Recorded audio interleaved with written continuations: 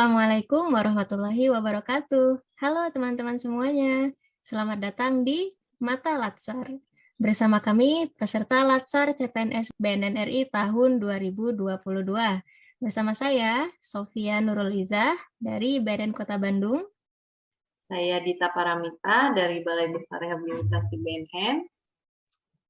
Saya Edward Batara dari BNN Kabupaten Tanah Toraja. Ya, bersama kami pada kesempatan kali ini kami ingin menjelaskan terkait hambatan-hambatan apa saja yang biasanya dihadapi dalam menerapkan nilai-nilai berakhlak di kehidupan sehari-hari. Sebelumnya izinkan saya menjelaskan terkait apa sih berakhlak itu. Core values berakhlak adalah sebuah akronim dari berorientasi pelayanan, akuntabel, kompeten, harmonis, loyal, adaptif, dan kolaboratif. Adapun berorientasi pelayanan adalah komitmen kami untuk memberikan pelayanan prima demi kepuasan masyarakat. Adapun nilai akuntabel adalah bertanggung jawab atas kepercayaan yang diberikan pada kami. Kompeten adalah terus-menerus belajar dan mengembangkan kapabilitas. Harmonis adalah saling peduli dan menghargai perbedaan. Loyal adalah berdedikasi dan mengutamakan kepentingan bangsa dan negara. Adaptif adalah terus berinovasi dan antusias dalam menggerakkan serta menghadapi perubahan. Dan kolaboratif adalah membangun kerjasama yang sinergis. Ya, pada kesempatan kali ini kami akan menjelaskan terkait hambatan apa saja yang terdapat di kehidupan sehari-hari dalam penerapan core values berakhlak ini dan solusi yang bisa kami tawarkan. Inilah dia breaking the limitation. Baik, mungkin kita bisa masuk ke hambatan di nilai yang pertama, yaitu terkait berorientasi pelayanan. Ya, jadi berorientasi pelayanan sebagai komitmen kami untuk melakukan pelayanan prima pada masyarakat. Kira-kira ada hambatan apa sih dalam menerapkan nilai ini? Mungkin Mbak Dita bisa dijelaskan ya. Terima kasih. Dari pengamatan dan dari apa yang saya rasakan selama ini, hambatan dalam berorientasi pelayanan sebagai ASN yang pertama adalah kurangnya sarana dan prasarana yang ada. Kemudian yang kedua, kurangnya sumber daya manusia, terutama mengikuti kebijakan pandemi saat ini, yaitu kebijakan WFO dan WFH, sehingga beban kerja kita menjadi bertambah gitu dengan berkurangnya orang saat pelayanan. Begitu sih yang saya rasakan. Begitu ya, jadi karena adanya situasi pandemi ini, kemudian ada pembagian WFO dan WFH, akhirnya sumber daya manusia yang ada di lokasi pelayanan berkurang begitu ya. Akhirnya pelayanan yang dilakukan pada masyarakat menjadi terbatas tenaganya dan menjadi tidak optimal. Oke, mungkin untuk solusi, kira-kira Mas Edo ini bisa menawarkan solusi untuk hambatan ini, kira-kira ada yang bisa dijelaskan? Ya, terima kasih atas kesempatan yang diberikan kepada saya. Jadi menurut yang Mbak Dita sampaikan tadi, bahwa dengan adanya pandemi, sehingga terjadinya sebuah aturan baru, yaitu kerja di rumah dan di kantor, atau sebut saja WFH dan WFO. Bagaimana Mbak kalau solusinya kita bagi jadwal kerjanya aja? Jadi ketika yang WFO, ya dalam hitungan artian dia tidak masuk di kantor, yang bagi yang masuk di kantor, ya dialah yang melayani. Gitu aja untuk taktis mengenai jumlahnya kan. Cuma karena berhubung karena jumlahnya tetap berkurang, sementara yang dilayani pun banyak, gimana kalau dibuatkan aturan khusus mengenai apa ya, batas masyarakat yang atau pihak yang ingin dilayani dibatasi aja perharinya itu berapa.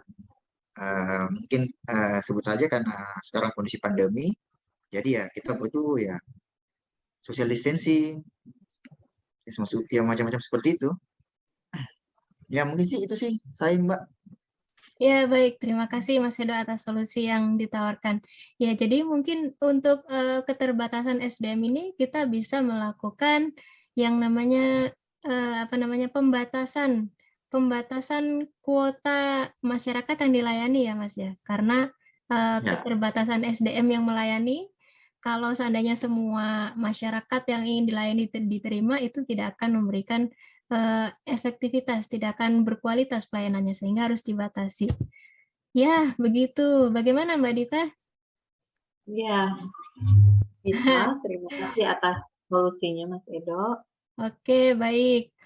Baiklah, mungkin kita bisa masuk ke nilai yang kedua ya. Nilai yang kedua ini adalah akuntabel. Ya, jadi terkait dengan tanggung jawab seorang pegawai. Oke, mungkin bisa Mas Edo memberikan kira-kira ada hambatan apa sih di nilai akuntabel ini? oh ya. Jadi makasih ya sudah diberikan kesempatan lagi.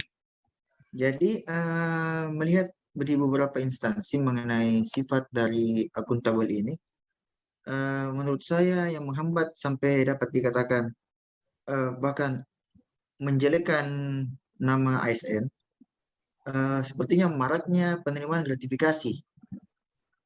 Menurut saya seperti itu.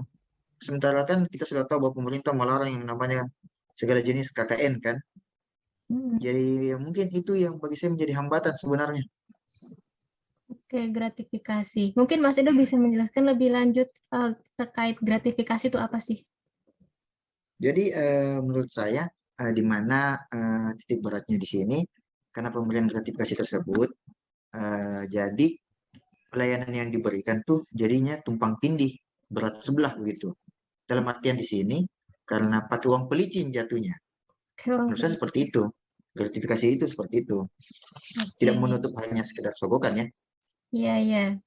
Jadi mungkin pelayanannya jadi ada semacam diskriminatif mungkin ya, diskriminasi karena ada yang Ya, pakai pelicin gitu. Jadi akhirnya perbedaan apa? Perbedaan pelayanan yang diberikan.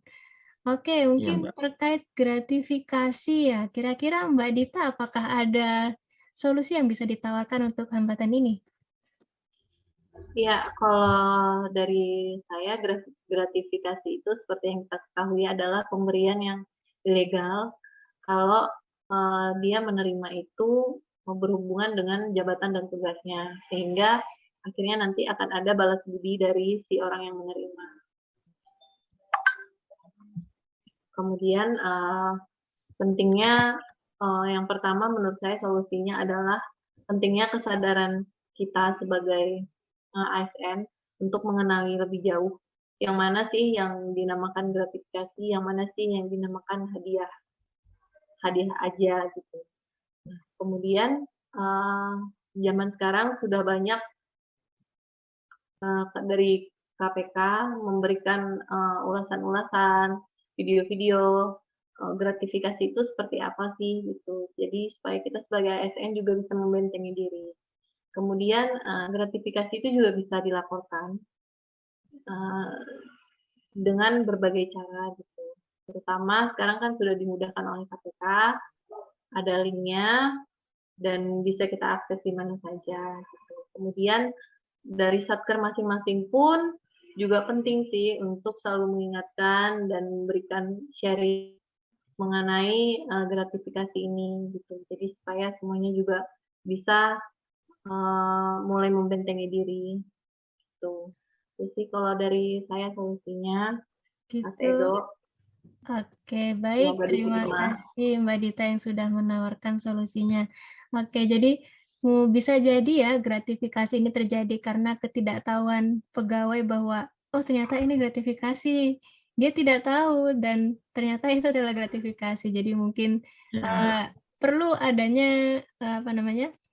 Pemberian pengetahuan pada pegawai mana yang termasuk gratifikasi, mana yang termasuk hadiah, dan juga seperti yang Mbak Dita sampaikan tadi, bisa kita laporkan kalau seandainya kita tahu ada indikasi gratifikasi dari orang tertentu. Oke, baik. Terima kasih untuk Mas Edo dan Mbak Dita atas sharingnya. Mungkin kita bisa iya lanjut. Mbak. Iya, kita bisa lanjut selanjutnya ke nilai kompeten. Iya, mari saya serahkan pada Mbak Dita ya. Ya, terima kasih kesempatannya.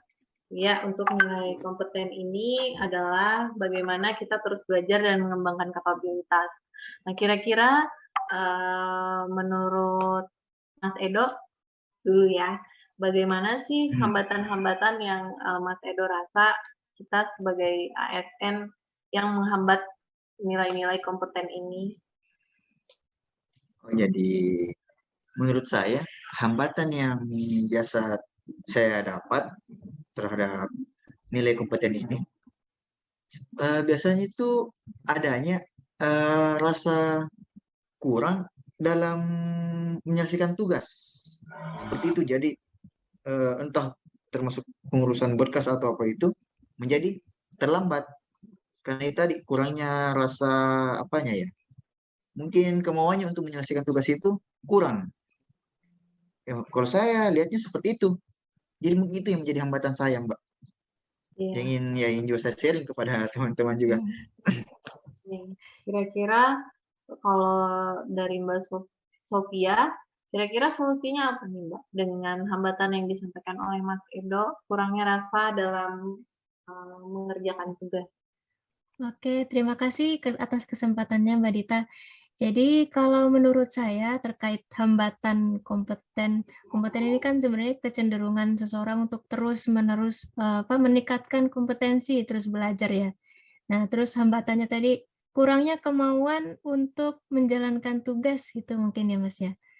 Kalau seandainya ada pihak yang kemauannya kurang untuk menjalankan tugas, mungkin kita bisa memberikan dia sebuah tanggung jawab untuk menjalankan tugas tersebut.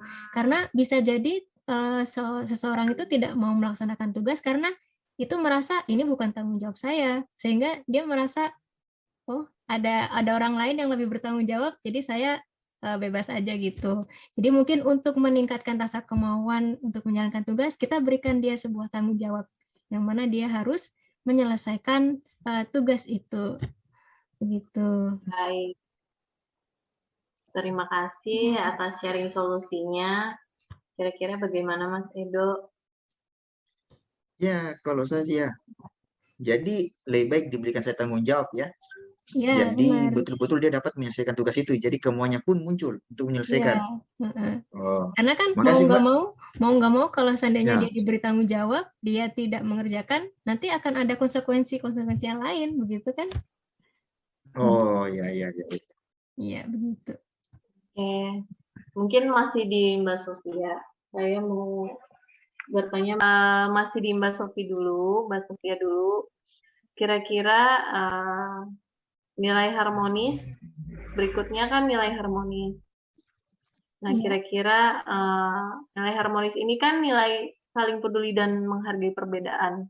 Iya, Nah, benar. menurut Mbak Sofi sendiri, ada nggak sih hambatan-hambatan yang kita sebagai ASN dalam mengaplikasikan nilai harmonis ini? Oke, baik. Terima kasih Mbak Dita atas kesempatannya. Kalau terkait nilai harmonis, harmonis ini kan terkait dengan keanekaragaman ya. Keanekaragaman ini sebenarnya memang memberikan nilai plus kekayaan bangsa Indonesia, tapi juga ada potensi konfliknya. Nah, keanekaragaman ini kan tidak terbatas dengan budaya, bisa juga sifat yang beraneka ragam. Hambatannya mungkin kita bisa berandai bagaimana jika ada seorang pegawai senior dengan sifat dia ini karena merasa senior mungkin ya, jadi cenderung melimpahkan tanggung jawab pada bawahannya, yang mana setelah melimpahkan tanggung jawab pada bawahan itu, dia kemudian lepas tanggung jawab. Tapi kalau seandainya ada kesalahan yang dibuat oleh bawahannya, dia menyalahkan bawahannya gitu. Kira-kira bagaimana ya solusi dari hambatan itu? Kira-kira saya mau bertanya kepada Mas Edward. Kira-kira solusinya apa ya Mas dengan contoh kasus yang disampaikan oleh Mbak Sofia, bahwa ada senior kita yang melimpahkan tugas yang seharusnya tugas itu adalah milik dia, tetapi dia limpahkan tugasnya kepada kita. Lalu itu kira-kira bagaimana? Ya. Jadi kalau mengenai contoh kasus seperti itu menurut saya semua itu dapat diselesaikan dengan ya komunikasi aja ya. Komunikasi kita diperbaiki berhubung karena core value ini adalah harmonis, bagaimana kita menjalin kinerja yang betul-betul baik di segala sisi. Jadi kalau menurut saya mengenai contoh kasus seperti tadi, mungkin kita komunikasikan dulu ke atasan kita, apakah memang tugas ini memang sudah sewajarnya dilimpahkan ke junior, ataukah bagaimana. Dan kalaupun memang tugas itu dilimpahkan ke junior, kalau menurut saya sendiri sih, kita tetap melibatkan senior itu untuk sama-sama menyelesaikan tugas itu. Jadi secara tidak langsung, walaupun senior itu melimpahkan tugas ke saya, tapi dia juga terlibat dalam penyelesaian tugas itu. Jadi secara tidak langsung hubungan kami juga tetap terjaga dan pekerjaan pun selesai. Jadi kalau kuncinya ya tetap komunikatif aja sih mengenai hal seperti itu. Dapat dibicarakan kok semua baik-baik. Ya mungkin itu aja Mbak. Ya, baik. Jadi kuncinya adalah tetap komunikasi ya, saling Iya, menjalin komunikasi dan koordinasi juga antar pimpinan maupun senior tersebut yang adalah rekan kerja kita. ya. Kemudian untuk nilai-nilai berikutnya adalah nilai loyal, yaitu berdedikasi dan mengutamakan kepentingan negara. Nah, kira-kira menurut Mas Edo, apa sih hambatan kita gitu dalam mengaplikasikan nilai loyal ini? Mungkin ada hambatan? Ya, jadi ya terima kasih dulu ya atas kesempatan yang diberikan kepada saya. Sebenarnya untuk loyal kan sama-sama kita ketahui bahwa kita harus mengutamakan kepentingan negara di atas kepentingan pribadi. Kan itu. Jadi tiap tahun itu kan biasa banyak program-program yang dibuat oleh pemerintah dalam rangka untuk entah itu memperingati sesuatu bagi negara atau apa, tapi yang menjadi hambatan biasa sehingga tidak berjalannya itu dengan baik, program pemerintah itu dengan baik, karena masih ada saja orang atau pihak-pihak yang kurang minat berpartisipasi dalam program pemerintah tersebut. Entah entah bagi dia program tidak menarik atau apa, tapi itu yang saya lihat. Kurangnya minat dalam berpartisipasi dalam program pemerintah itu. Itu yang ingin saya angkat menjadi hambatan dalam loyal ini. Ya mungkin itu Mbak. Terima kasih paparannya dari Mas Edo. Kira-kira dari Mbak Sofia, mungkin adakah solusi dari apa yang dipaparkan oleh Mas Edo terkait hambatan yang dia lihat? Baik, terima kasih Mbak Dita atas kesempatannya. Kalau terkait masalah loyal yang disampaikan Mas Edo tadi kan terkait kurangnya minat untuk berpartisipasi gitu ya Mas Edo ya. Ya, Kurangnya minat untuk berpartisipasi ini bisa jadi disebabkan karena kurangnya rasa cinta terhadap instansi atau rasa memiliki gitu. Jadi mungkin bisa jadi karena seorang pegawai itu rasa kepemilikannya kurang, akhirnya dia merasa kayak apa namanya, ya aku nggak berkontribusi juga nggak apa-apa gitu. Itu kalau kalau kurang rasa memiliki ya. Jadi karena secara logika orang itu kalau dia punya rasa cinta, dia akan apa namanya, rasa memilikinya tumbuh dan dia akan rela berkorban demi apa yang dia cintai begitu. Jadi kalau oh, memang sukarela Mbak ya. Jadinya sukarela Mbak ya. Akan dilakukan juga tanpa paksaan ya. iya, jadi Hmm, seandainya dia punya rasa cinta dan rasa kepemilikan yang kuat, dia akan dengan senang hati berpartisipasi begitu, minatnya akan tinggi. Jadi mungkin bisa ditumbuhkan rasa minatnya begitu. oh ya.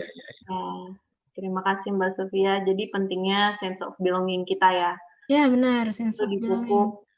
dipupuk dari pertama kali kita penjajakan, mungkin saat ini kita sebagai CPNS maupun nanti saatnya kita menjadi senior ASN, itu akan selalu kita pupuk terus ya Mbak. Oke, demikianlah nilai loyal yang disampaikan oleh Mas Edo, hambatannya, kemudian solusinya disampaikan oleh Mbak Sofia. Terima kasih. Kemudian selanjutnya untuk poin selanjutnya saya serahkan kepada Mas Edo. Ya, terima kasih Mbak Dita. Eh, Terima kasih juga ya buat yang lain karena mempercayakan mata latsar kepada saya sebagai host di nilai berikutnya. Sama-sama Ya, kita jadi belajar. kita lanjut ke nilai berikutnya yaitu adaptif. Seperti kita tahu ya, adaptif itu kan ini salah satu indikatornya bagaimana kita beradaptasi terhadap perubahan yang terjadi. Contoh di era sekarang yang pandemi, di mana-mana teknologi sudah maju. Ya, saya ingin bertanya ke Mbak Dita mengenai nilai adaptif ini. Apakah Mbak Dita melihat ada hambatan pada poin kali ini? Terima kasih atas kesempatannya. Oke, untuk nilai adaptif ini adalah bagaimana kita terus berinovasi dan antusias terhadap sesuatu yang baru. Yang terutama yang saya rasakan ada hambatannya Mas Edo itu. Yang pertama adalah kurangnya penguasaan teknologi. Tidak tua, tidak muda, saya merasakan adanya hambatan itu gitu. Kemudian yang kedua adalah kurangnya pemahaman mengenai sistem informasi manajemen.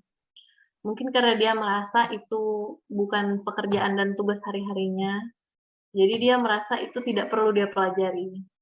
Padahal dia punya akses terhadap hal itu. Gitu. Iya, iya. Nah, itu sih yang saya rasakan hambatannya. Oh, jadi Mbak Dita ini mendapat hambatan bahwa tidak ada beberapa orang yang susah dalam penguasaan teknologi dan kurangnya Betul. manajemen. Oh, jadi bagaimana dengan Mbak Sofi mengenai hambatan Mbak Dita tadi? Apa Mbak Sofi punya tanggapan? Oke, terima kasih kesempatannya Mas Edo.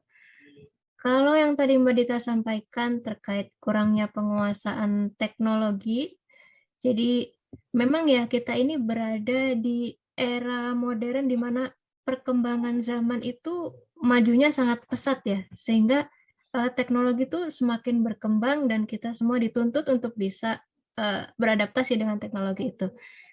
Ya, itu menjadi tantangan bagi kita semua. Kemudian bagi yang kurang penguasaan teknologi, solusi dari saya mungkin bisa orang yang bersangkutan itu harus mau membiasakan diri. Karena poinnya adaptif itu kan antusias menghadapi perubahan. Jadi kalau dunia zamannya berubah seperti apa, dia antusias menyesuaikan diri, bersikap proaktif, mau membiasakan diri dengan teknologi yang sedang berkembang gitu. Karena dengan membiasakan diri itu akan semakin lama semakin meningkatkan kemampuan dia untuk mengoperasikan teknologi itu. Jadi mungkin istilahnya learning by doing ya. Jadi karena adaptif ya, kita harus mau membiasakan diri supaya terbiasa dan menyesuaikan dirinya. Jadi caranya seperti itu. Harus mau terjun membiasakan diri. Jadi menurut Mbak Sofi mengenai tadi kurangnya pemahaman terhadap teknologi dan manajemen, tetap ikuti aja perubahan zaman, antusias, dan tetap pelajari aja ya. Jadi sedikit demi sedikit menjadi bukit begitu. Ya. Ya, kurang lebih kan seperti itu. Ada tambahan ya Mas ya. Kalau seandainya silakan. yang bersangkutan itu benar-benar nggak ada gambaran sama sekali terkait teknologi yang ada itu, mungkin kita bisa beri bantuan dengan memberikan semacam tutorial book. Jadi karena tutorial book. Jadi karena peralihan dari manual ke teknologi itu kan masih lebih familiarnya ke buku ya. Iya. Kita bisa berikan tutorial book untuk memahamkan yang bersangkutan terkait penggunaan teknologi. Mungkin begitu. Ya. Bagaimana Mbak Dita? Ya, terima kasih Mbak Sofia atas tanggapan solusinya. Ya, bisa sih diterapkan menurut saya, terutama yang tutorial book. Juga bagaimana sih kita harus selalu aktif gitu, untuk antusias gitu, untuk berinovasi juga untuk mengikuti perkembangan zaman yang ada sekarang. Ya. Jadi sudah Mbak? Ya. Ya, jadi itu ya untuk dapat beradaptasi terhadap perubahan yang terjadi. Mau tidak mau kita juga harus mencoba ya. Kalau kita tidak mencoba, kita akan ketinggalan. Ya kan? Benar. Ya, kita melangkah ke poin berikutnya ya. Jadi di poin berikutnya itu poin terakhir yaitu kolaboratif. Di mana poin kolaboratif ini kita tahu sendiri ya kolaborasi kan ya. Ya. Jadi kita ini makhluk sosial, tidak hidup sendiri. Kita butuh orang lain untuk dapat membantu kita hidup. Begitupun dengan pekerjaan. Kita butuh bantuan orang lain untuk dapat menyelesaikan pekerjaan kita. Jadi saya ingin bertanya ke Mbak Sofi mengenai poin berakhlak ini yang kolaboratif. Apakah Mbak Sofi punya hambatan tentang poin itu? Baik, terima kasih Mas Edo atas kesempatannya. Kalau hambatan dalam kolaboratif, jadi sebenarnya kolaboratif ini kan sebagai bentuk kerjasama antar dua pihak atau lebih ya, Mas ya. Nah, mungkin kendalanya itu kadang ketika kita sudah melakukan perjanjian kerjasama nih, hitam di atas putih, kita meneruskan amanah pada pihak kedua untuk menjalankan suatu program. Kendalanya itu biasanya setiap instansi itu kan pasti punya programnya sendiri-sendiri ya. Jadi mungkin bisa jadi karena terlalu sibuk, terlalu fokus dengan program yang dimiliki, akhirnya program yang menjadi kerjasama ini menjadi terbengkalai gitu. Jadi atau tidak terlaksana gitu. Kendalanya di situ mungkin kalau kolaboratif ya. Oh, situ ya. Jadi menurut Mbak Sofi, adanya kedua belah pihak yang telah berjanji sebelumnya melakukan kontrak hitam di atas putih, tapi ternyata kedua pihak tersebut memiliki kesibukan masing-masing. Iya, benar. Sehingga tidak berjalanlah kontrak itu. Gitu. Ya, menurut Mbak Dita sendiri gimana Mbak Dita? Ya, kalau menurut saya karena ini sifatnya adalah kerjasama antar mitra, jadi pentingnya kita dan mitra gitu menentukan kesepakatan dari jauh-jauh hari tentang kapan sih kita akan melakukan kolaborasi, misalkan dalam hal penyuluhan. Gitu. Jadi dari awal kita sudah menentukan, jadi mitra pun sudah bersiap, kita pun juga sudah bersiap, sehingga pada saat hari hanya nanti tidak ada hambatan. Kemudian yang kedua, bisa kita lemparkan kepada mitra, contohnya penyuluhan secara mandiri. Jadi mitra melakukan penyuluhan, di mana konten dan alatnya juga kita sudah siapkan terlebih dahulu, sehingga mereka tidak kesusahan dalam mencari bahan gitu. Begitu sih kira-kira solusi dari saya. Oh, jadi bagaimana Mbak Sofi? Apakah sudah sepakat atau bagaimana? Mengenai tanggapan dari Mbak Dita. Berarti mungkin bisa jadi untuk memudahkan untuk memudahkan berjalannya kerjasama ini, pihak satu ini bisa, misalnya dalam penyuluhan tadi yang Mbak Dita bilang ya, pihak pertama ini bisa memberikan konten untuk kemudian pihak keduanya ini tinggal jalan menyuluhkan tanpa harus mempersiapkan gitu Mbak ya. Terima kasih. Ya, jadi tetap terbangun kolaborasi antara kedua belah pihak kan. Jadi bukan cuma hitungan satu pihak aja yang kerja, satunya ya sekedar taruh nama aja kan. Ya. Jadi saya rasa untuk breaking the limitation hari ini, itulah beberapa contoh yang dapat kelompok kami berikan, baik itu hambatan beserta solusi-solusinya. Ya, itu dia tadi bagaimana diskusi yang dilakukan di konten breaking the limitation ini. Ada beberapa contoh mengenai core value berakhlak, beberapa gambaran hambatan dari tiap-tiap nilai yang disampaikan oleh teman-teman, berikut dengan solusinya. Mungkin terima kasih untuk Mbak Sofi, Mbak Dita pada diskusi kali ini. Saya juga ingin mengakhiri diskusi ini. Jadi saya Edward Batara, peserta Latsar CPNS PNN Republik Indonesia tahun 2022, beserta rekan-rekan saya, Mbak Dita, Mbak Sofi. Jadi sampai ketemu di mata Latsar berikutnya. Demikian breaking the limitation.